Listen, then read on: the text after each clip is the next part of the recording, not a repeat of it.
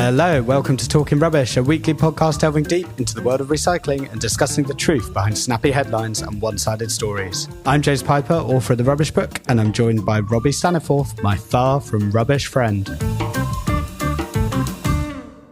Hello. Hey, Robbie. Hello. Hello.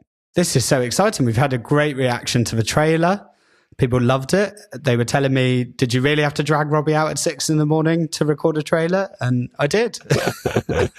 No lies here. That is what happened.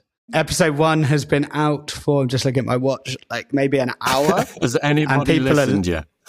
Yeah, loads of people have listened, great. which is crazy. It's so early in the morning. So we're super grateful to everyone who's listened. I'm just so delighted that people are listening. We've actually already had a message from someone saying they really enjoyed it, which is just really kind and really nice. So thank you so much for everyone who's listening, and hopefully we can continue to make these episodes really good.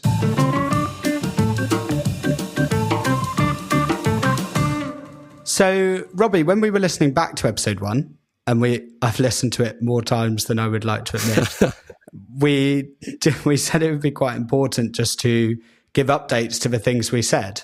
You felt that was quite important. Yeah, sure. I think it's one of those like asterisk bits, because when we're talking through rubbish and recycling processes, there's not always exactly the perfect language to explain exactly the issue. You know, we have to be a little bit reductive on here. And I think that's one of the great advantages of doing these kind of easier to access podcasts. But certainly when it comes to a couple of the issues, I think it's worth us just sort of recapping.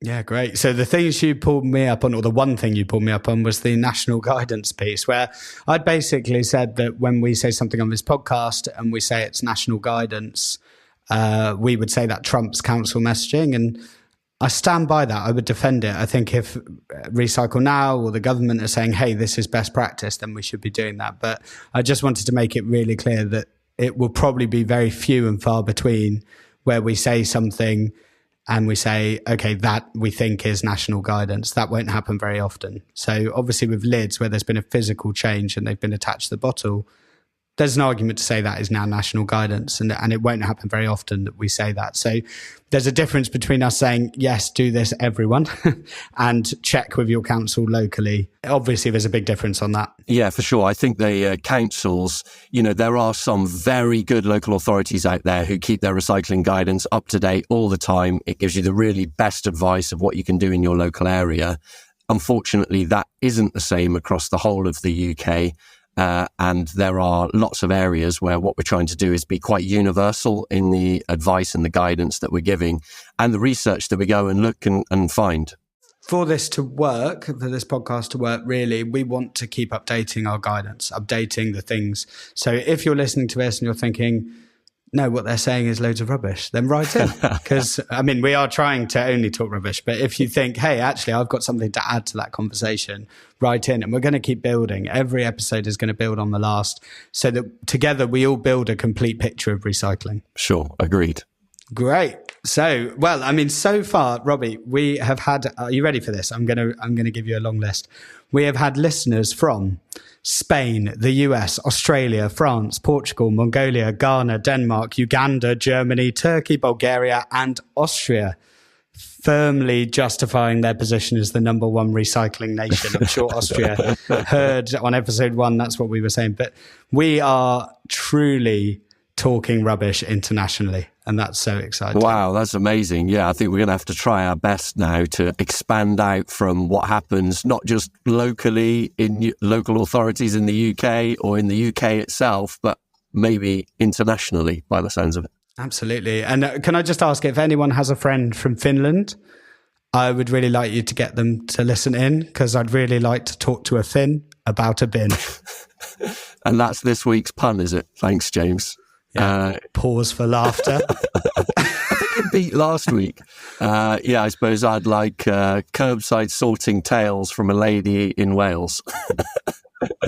Or maybe I'm not shooting far enough in Wales, I might. What about talk to a Serb about sorting at the curb? Irony is, I don't think they have curbside sorting in Serbia. They probably like it though. Fantastic. So the first part of our podcast, same as last week, is the rubbish process. And just to introduce what this is, we wanted to take some time each week to explain how recycling actually works, working through the collection, sorting, and actual recycling of materials. Last week, we went through the different collection methods, and today we'd like to start going through sorting. We're going to take this material by material, so we're going to start with how is cardboard sorted? Yeah, and I think we talked about this a little bit last week when we were talking about the collection, and we were saying that cardboard and paper needs to be kept away from liquid. And that was something that I remember reading in your book, James. And I know that the moisture affects the weight. So if you have really moist cardboard that's coming over a weighbridge, it makes the whole thing heavier, and therefore in the recycling statistics, if you like, it makes it seem like more cardboard was recycled than is actually the case because it's full of water, therefore heavier as it goes across the weighbridge.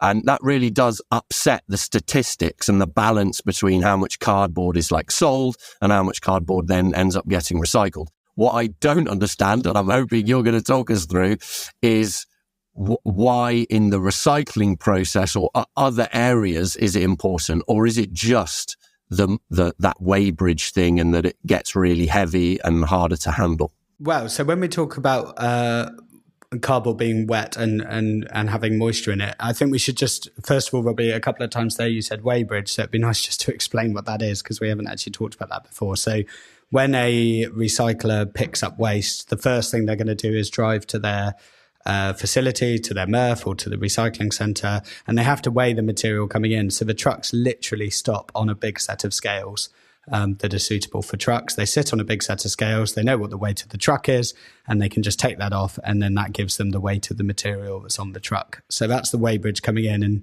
obviously recyclers are kind of weighing each part of the process because they're trying to work out how much they've recycled, and that's where moisture can have an impact because obviously moisture can make things heavier. Interestingly, I was looking at the DS Smith website a couple of days ago, and they were saying that if cardboard is mixed with other materials, then 20% of it could be unusable.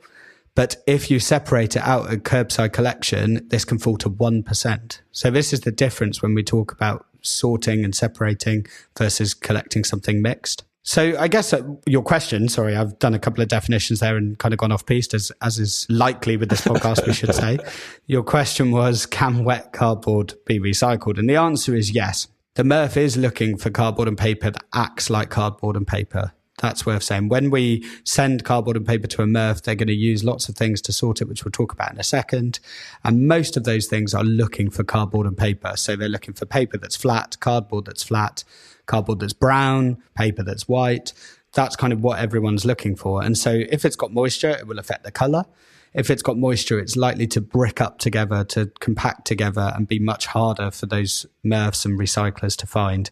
It can quickly lose integrity. You know, paper and cardboard are made of little fibers, and if they get water, then they're going to break down. Those fibers will get smaller and it'll be harder for the recyclers to identify them.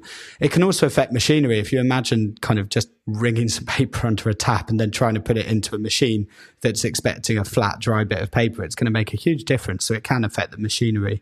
So what we say as consumers and what we try to do as residents is use lids on bins. So where we have a paper and cardboard bin, trying to use lids if possible, putting cardboard and paper bin as close out to the collection as possible. So if your collection's happening at 8 in the morning, you might put it out at 7:30 a.m. rather than the night before if it's forecast to rain. So trying to put it out as close to collection. And even if it does get wet, still recycle it because that's still going to be the best thing. At the end of the day, the recycling process, which we'll talk about next week for cardboard, does use a lot of water. So it's not going to drastically affect the recycling, but it might drastically affect the sorting. Yeah. And then once it gets to that sorting station, if you like, there's lots of different things that I believe they can do to kind of either separate it if it needs to be, including like optical sorting, and they can actually sort of look for paper using a camera and then blowing it away from the rest of the waste stream with like jets of air where paper gets blown away from other waste streams. They can also vibrate it out of the waste stream. And so they can also use things like trommels, which is kind of like a giant washing machine drum. I don't think they're wet, are they? It's a dry process. Is that right? Yeah, the trommel's looking to sort out fines and contaminants, basically. So where we've got maybe dirt or bits of metal or small things, we talked about small things last week. Trommels are a classic reason why they might get lost in the process. It is basically a giant washing machine, just a big drum that's got holes in it, and they push all the recycler into it, and then the small bits will fall out of it. So it's not, I don't know how much it's used within the recycling industry, but it certainly can be part of the process to remove those contaminants. Yeah.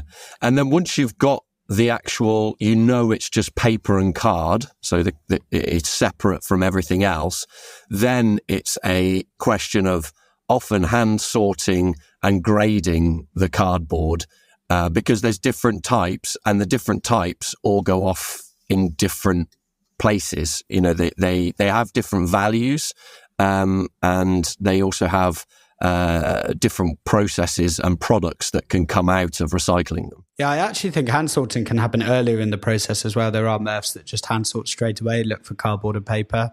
Obviously, when they're grading it, they're looking for different types of paper. So like printing paper, clean white paper would be considered a high grade, whereas newspaper would be considered a lower grade. If you think about those types of paper as you're using them, really they're looking for three main types when they're sorting. So they're looking for old corrugated cardboard, which I tend to call OCC because recyclers like to make acronyms out of everything.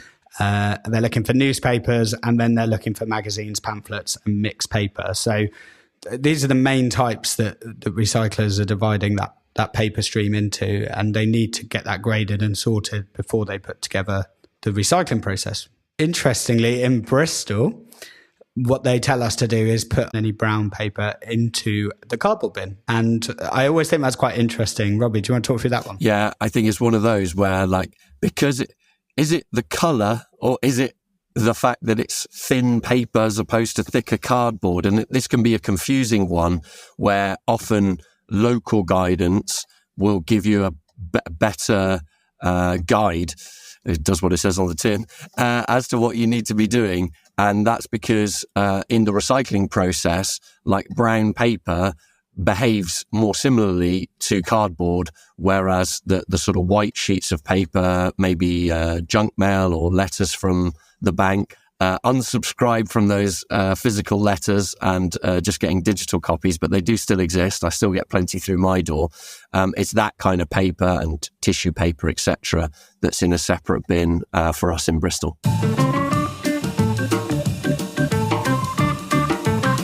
Okay, that's the rubbish process. And as I said, we do this each week. Last week was collection. This week we're doing sorting. And I think it's probably best just to stick with the material. So next week we will do cardboard and paper recycling. And then we'll go back into other materials doing sorting and recycling. And we'll just keep progressing through until we've finished all the major materials. And then we'll just keep going. We've got loads of things we can talk about when it comes to the rubbish process. I am trying to think through names for these topics. I think we've got rubbish process. I think that's okay. But if anyone's at home thinking, I've got a better pun or a better name for that, just let us know, because I would really like to work on these names.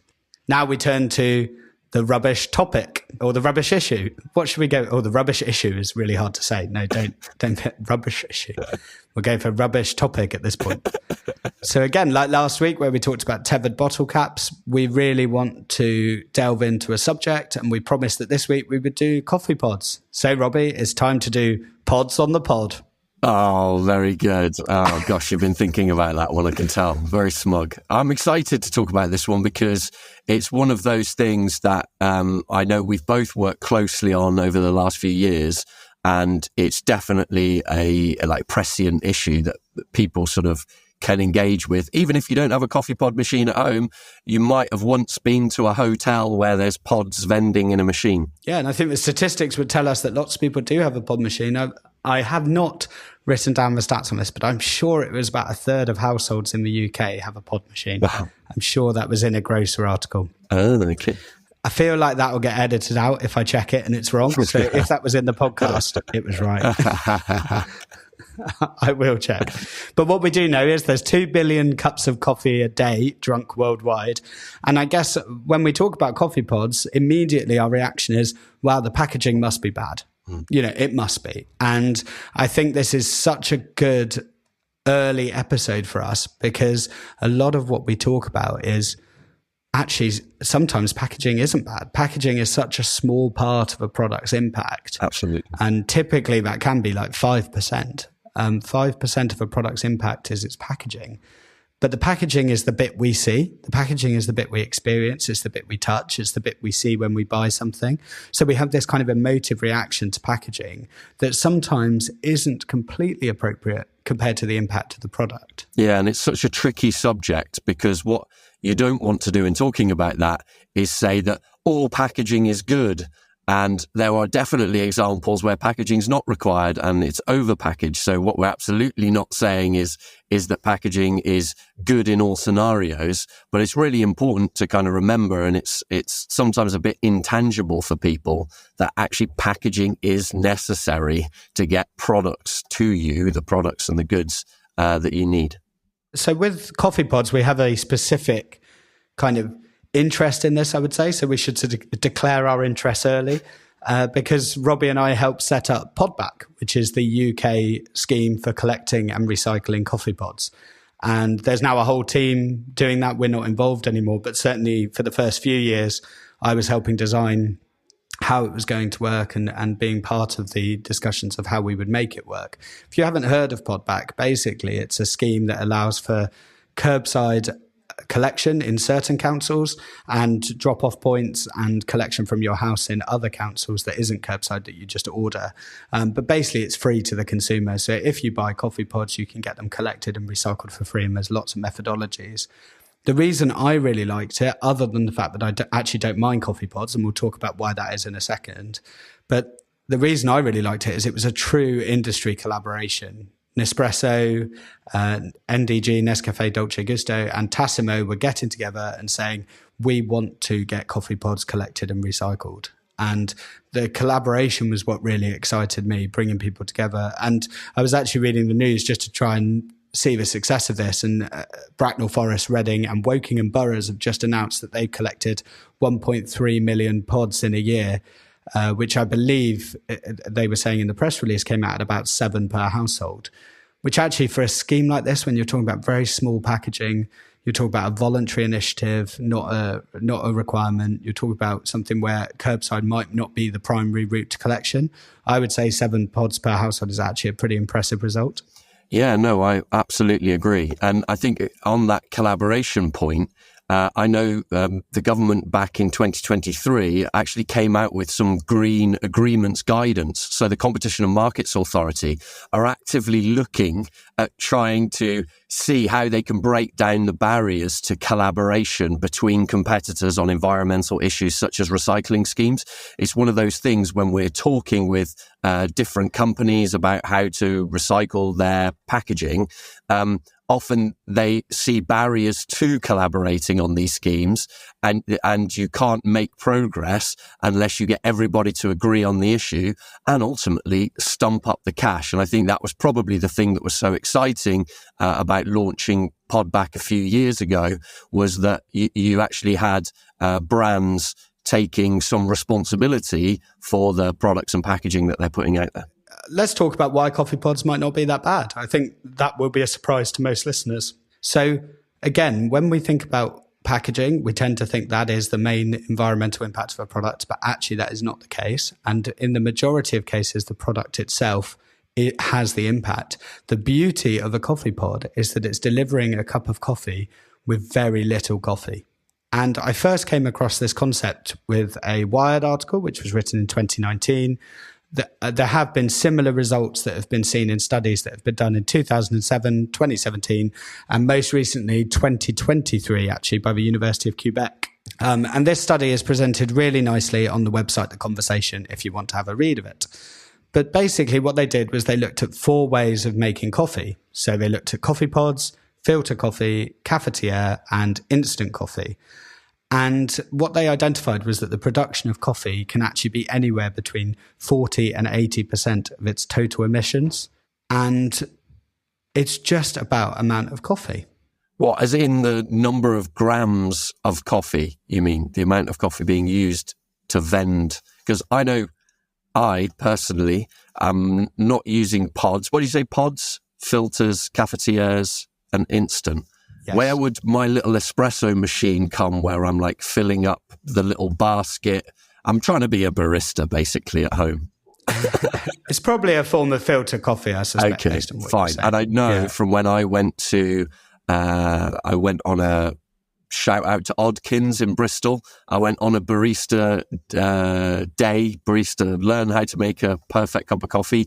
Yes, I did win the competition at the end for the best looking flat white. Thanks, James. They were saying to me that, I can't remember, was it 18 or 19 grams of coffee? There was a very specific, now I can't remember for the life of me, I think it was 19 grams of coffee that had to go in. So the beans would be ground down into this little basket.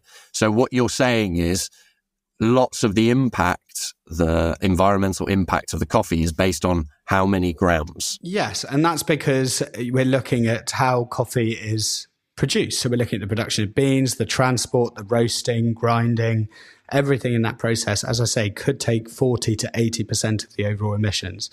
Now, I was going to take the study's word for this, but I thought, you know what, I'm going to buy some coffee scales. And when I went buying, I had to make sure they had the word coffee in, so no one thought I was doing anything weird and needed small scales for any other reason. So I made sure I was buying coffee scales. And I literally went to all my local coffee shops in my village and I asked them all for a bag of coffee that would be the equivalent granules to one flat white. So I got coffee granules from all of my local coffee shops. I won't shout them out, but I'll put them on our social media. And I opened up all my coffee pods I opened up one of my coffee pods and then got my friends to bring me theirs as well because they've got different types and weighed all of those. And I weighed my cafetière and I weighed my instant. I have literally weighed all my coffee. And I can tell you, well, you know, the things we do for this podcast, I can tell you that coffee pods range from 5.5 grams to 10.1 grams. And the study, interestingly, talked about 14 grams. So they've gone definitely on the higher end. And obviously, you've got different sizes of pods. So Nespresso. So that's how much is in the pod, 5 to 10 grams, basically. Basically, it's got 5 to 10 grams of coffee in it. Cafetière used about 9 grams if you follow the official guidance, but I reckon people go well over that. I certainly do. You'd like a strong coffee in the cafetière, come on. I know. And the study actually said 17 here. So I just couldn't, I mean, they must just double it based on what the official bag says. The official bag, the bag of coffee. That is official. And I know. And the shop coffee, so the 4 cafes I went to ranged between 18.1 and 18.9. So really nicely between your 18 and 19, Robbie. I did have one coffee shop provide me with 36 grams because I'm not sure she entirely understood the assignment, and I think she thought I wanted just lots of coffee beans from my machine. So she sort of did the 18. I watched her do that, and then she sort of doubled it up. So I'd be very surprised. I did actually order a coffee from that coffee shop as well, and I wasn't wired for the whole day. Okay, so yeah, it wasn't like the double shot, and you're like bouncing off the walls. I don't think they use 36 grams. But to summarize, if you take the smallest pod, which is the aluminium Nespresso original pod, you're getting down to about 5.5 grams of coffee compared to the shop, which is running at about 18 to 19, which would be similar to a filter coffee or a cafetière where the study had it at 17 grams. Instant comes in much lower. It's about 2 grams per serving. The problem with instant is you've basically got a very concentrated freeze-dried version of coffee. So that 2 grams started life as much more coffee. And from what I can see online, you've got to multiply it by about 5, I think, to get freeze-dried back up to kind of what it was when it was coffee beans. What it was when it was ground, like the sort of the raw weight of the coffee before it got ultra-processed or whatever. Exactly. So I think that's 10 grams. And again, the study had 12. And while I was doing all this, or actually I should say literally after I'd done all this, I got through delivery of my food for the week. You know, I use one of these home delivery boxes for some of my meals. And again, we're not the BBC. You can mention them. I know. Well, I'm using Mindful Chef at the moment, which I think are excellent, and other food delivery boxes are available. Is this your pitch to get our podcast on the BBC? And literally this week, so yesterday, having done all this study, they sent me through a free sample of a coffee bag, like the tea bag, but with coffee. Oh, yes, I've seen those things. And I was like, I don't have the time to add this into my thinking, and I hadn't even thought about it. So I have no conclusion on the coffee bag. I think maybe we should look at that, and we'll have that in the future when we talk about tea bag recycling. I'll try and bring that back in. I'll try and remember to bring that back in. But they've thrown you a curveball there, haven't they? Yeah, I was not expecting it. Not expecting it at all. So I can already tell this, just to be clear, we said to our producer that we try and keep our episodes at half an hour. And last week's episode was 42 minutes and we're already running at 28. And I know what's going to happen. He's going to say, I couldn't cut much of it. And we're going to have a 50-minute episode. So probably we're going to have to get more disciplined. Absolutely. Stop talking, guys. 30 minutes.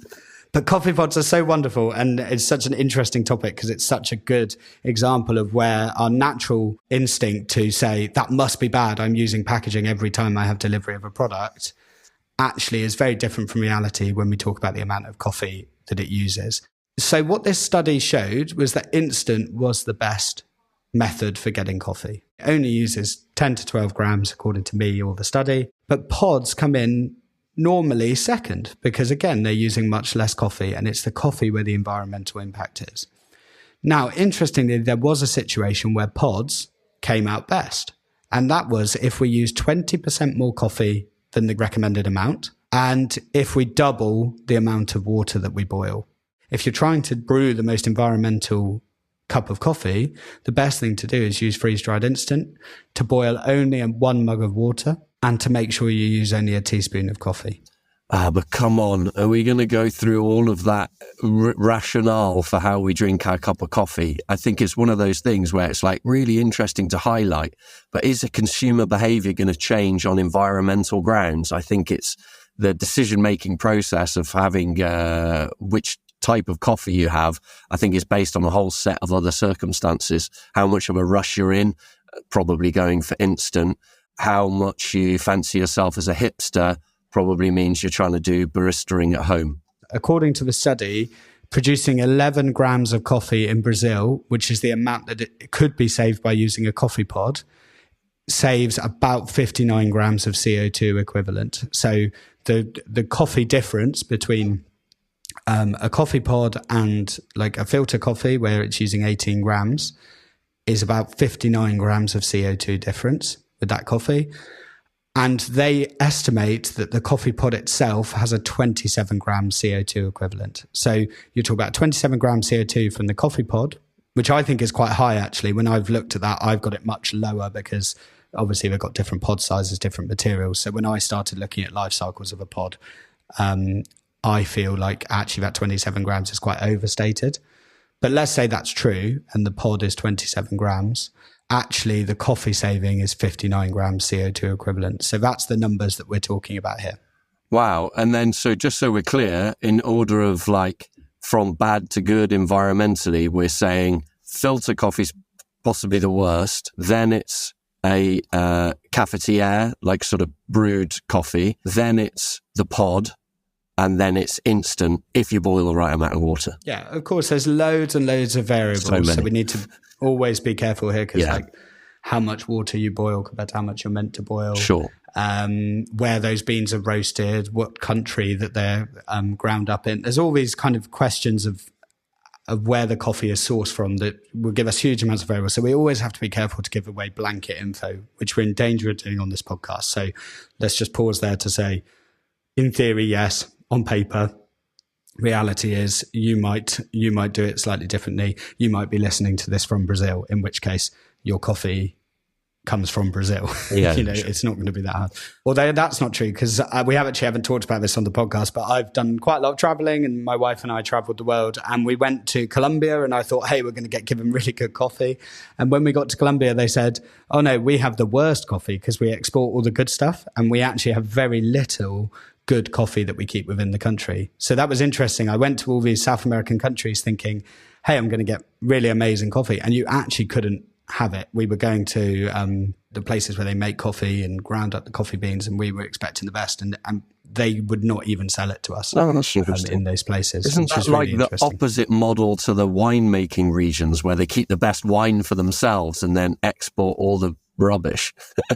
Yeah, I guess so. But I guess money drives that, and where you can sell it with the highest premium will ultimately drive where you sell it. Yeah, sure. Well, okay, so pods not so bad, but absolutely they got to be recycled, haven't they? Because that is definitely having more items that are going into your general waste bin that are destined for a landfill site or energy from waste is not what we can advocate on this podcast.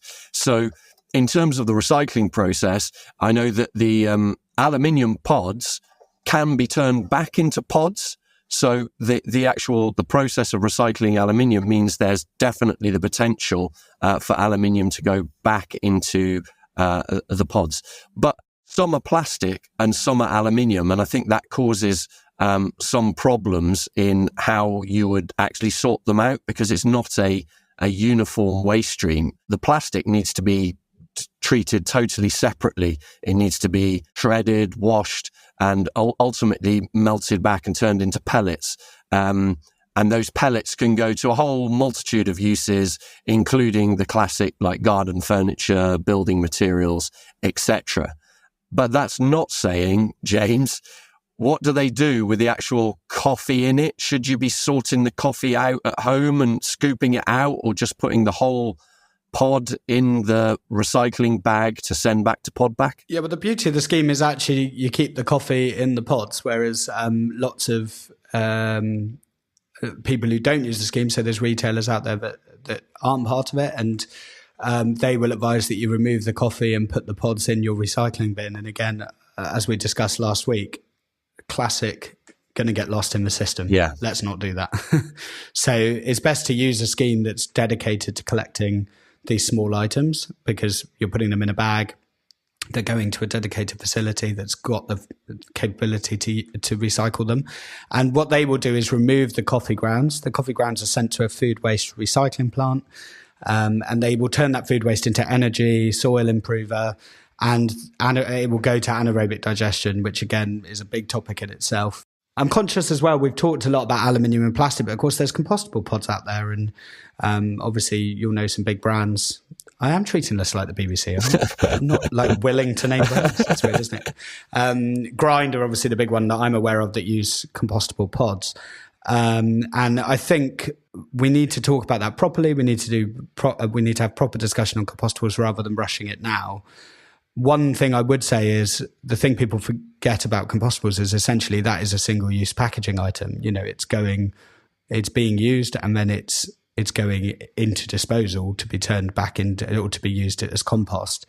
There is an argument to say, well, that is an upcycle, though. You're doing something with it that's positive, and that is definitely a good argument. And as the plastic is downcycled, you're talking about it going into furniture, so it's not turned back into plastic.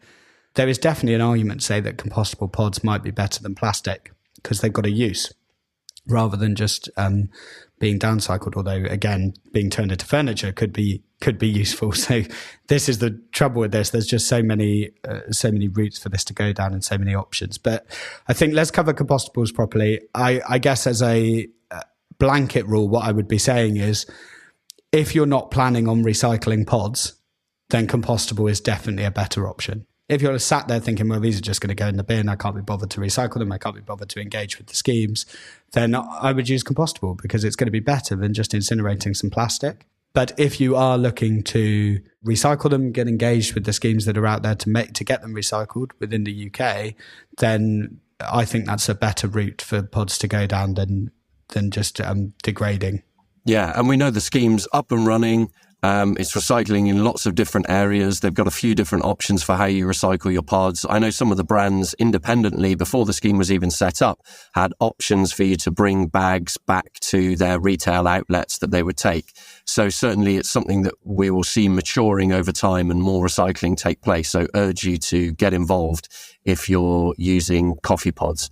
So what about, we talked through a couple of studies there, and I know that there's lots of differences sometimes in the academic world and the studies. It's estimated that the pods make up 600,000 tons of waste worldwide. So it's clearly not a small issue that we've got here on our hands. Were there any contrary findings about coffee pods and more emissions when you were looking through your research, or was it pretty conclusive? Yeah, it's great to bring balance to this. That's really important. And I think there has been criticism that this study from 2023 is not peer reviewed. So there's an argument to say it doesn't meet the kind of scientific requirements. I know they were trying to get it peer reviewed, but I couldn't find anything about that. And as you say, we can't overlook the pollution involved with 600,000 tons of waste. So let's not overlook that. It should not just be a focus on carbon. We should be reducing and reusing where we can. There was a peer-reviewed paper from 2021 that did find the opposite. The coffee pods account for more emissions than other ways of coffees.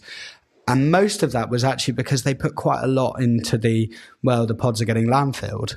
And so it just brings us back to, yes, you can get a study to say that pods aren't the best option if they're being landfilled. So we need to make sure we're collecting them. We need to make sure they're recycling them. And as with all the topics we discussed, there's going to be a fine balance. There's always going to be this fine balance between something being good and something being bad. And often it will come down to the decisions that we make as individuals. And I think it's just worth noting that the study authors did not expect it to become big news. I think they were quite frustrated by that, because actually their conclusion, according to an interview they did, the real conclusion they made was actually we should be moving to refillable pods or cutting out coffee altogether. They were not promoting pods. They were saying, hey, if you're going to use them, they're actually not a bad way to get coffee delivered. Use reusable ones, because then you can just keep putting coffee grounds in them. It doesn't need as many. It doesn't need as much coffee, and you can reuse the pod. So that's going to be our take home here. Use reusable pods. Reuse is always better than recycling. That's going to be the best way of getting a coffee delivered or instant, but get the proportions right. And if you are buying from a coffee shop, like I do many times, but if you are buying from a coffee shop, obviously now you'll be thinking slightly differently when they grind up those coffee beans and you see a big lump of them and you think, wow, that is a lot more actually than are in my coffee pods.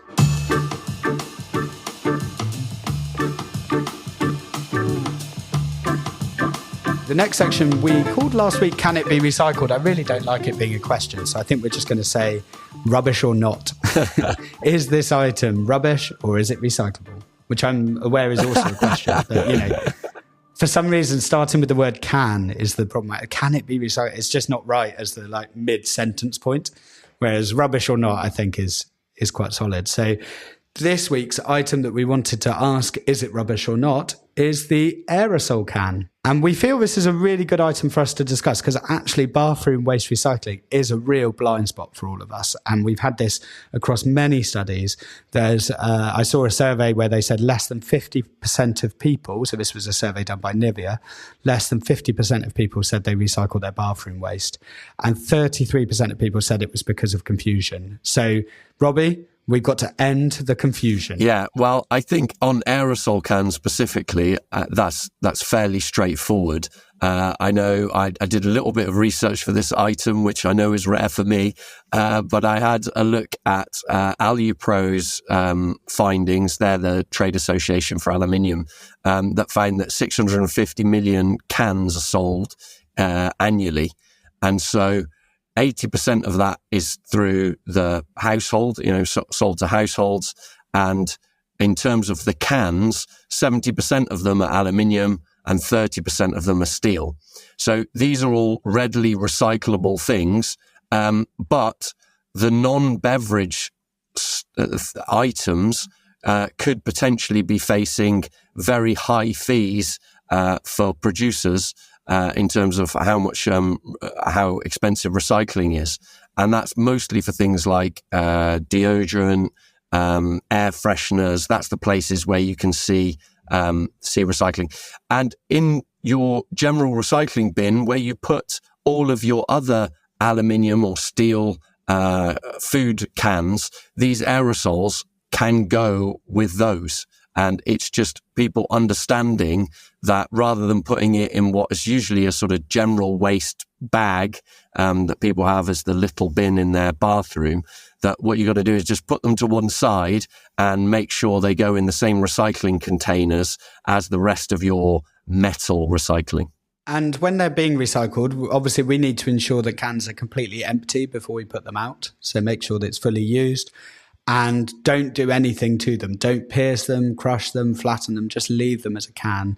Recyclers are looking for things that are can shaped when they're looking for cans. So if you start, crushing them or flattening them, it's going to make life a bit complicated. So don't do any of that. Obviously, they're potentially dangerous as well. So we just need to put them out just as a can.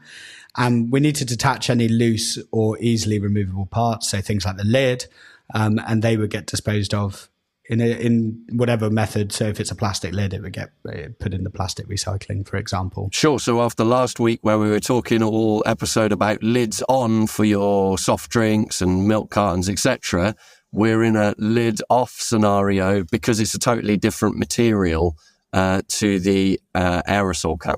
Do you know, I hadn't even made that connection. I wasn't even ready for that question. So I said with glass bottles, put your metal lids back on. But yeah, with aerosols, it's best to remove anything detachable. They are a kind of a specific recycling item because ultimately they've got to go through a special process to get rid of anything that's potentially dangerous in them. So when they get to the recycler, actually a machine pierces a small hole to empty the can out, which makes it safe and removes any liquid that's been left over to get it ready for recycling. And so they're going through a kind of their own specialist collection or a specialist recycling process. And therefore, in this instance, it's lids off. Yeah, and you'd certainly rather trust someone on an industrial scale with a right piece of equipment to be doing things like piercing an aerosol than trying to stab at it at home. So please, folks, make sure you just leave it intact, remove the lid and put it in your recycling bin. And remember, you can write in with any rubbish or nots that you may have. So if you're sat at home thinking, is this rubbish or not? Hey, that's working, that question, actually. That's going to be quite good. Is this rubbish or not? Then you can write in. So our socials are at Rubbish Podcast. We're on Instagram, X, TikTok and Facebook. And you can just follow us on at Rubbish Podcast to message me or Robbie. Or you can email us at talkingrubbishpodcast@gmail.com.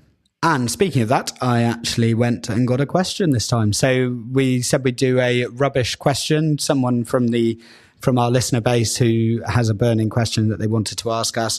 And I put this out on Instagram because obviously it's still early days. I was asking people on Instagram whether they had a question for us. And my good friend Kenny messaged and said, when we recycle wrapping paper, do we have to take the tape off? Well, I suppose the short answer is yes. Paper and cardboard recyclers can take some plastic in with the paper, but it's a non-target material. The plastic ends up as kind of sludge at the end, so the less, the better. In terms of tape that's really easy to remove, do go through the energy and the effort to take those bits of plastic off. I know it's one of those things on things like wrapping paper, etc. You can have things like ribbon, sellotaped on. You don't want anything that is not paper going in with the rest of the paper. Hopefully I'm not asking Kenny to do too much here, but yes, I would be taking off the sellotape. Perfect. And just like with coffee pods, reuse is always better than recycling. So let's talk reuse. So when I was thinking about wrapping something up, I was thinking, well, why can't we use string? You know, it would arguably look nicer and it can easily be reused by the recipient. So I personally think, let's stop using tape and use string. Much easier for people to reuse. Or you've got things like gift bags, bottle bags, whatever it is. Again, there are ways of giving presents in items that can be reused. So whenever we think about the waste hierarchy, which we haven't talked a lot about yet, but we will do, where we're talking about kind of going from away from recycling, incineration, up to reuse and reduce, where we stop buying stuff. Whenever we're faced with a package decision, we should explore whether there's a reusable option, just like our coffee pods. Perfect. Well, we've made it to the end. That was, I wouldn't say a marathon. I enjoyed it. It felt like it was only 10 minutes. How much did we get up to in the end? Probably about 50, I imagine, knowing us. I hope you enjoyed listening to the episode. As James mentioned earlier, you can follow us on our socials, which is at Rubbish Podcast. If you've got any questions for us, we would really love to see them. So do post on the socials or email in at talkingrubbishpodcast @gmail.com. I can sense the pressure you felt reading out that email after last week. I can just tell that you were thinking, I don't want to mess this up. I really did pause to make sure I got my dots and ats in the right place. Well, thank you so much, everyone. Thanks for listening. Thank you, Robbie, as always. And see you all next week. Bye. Bye.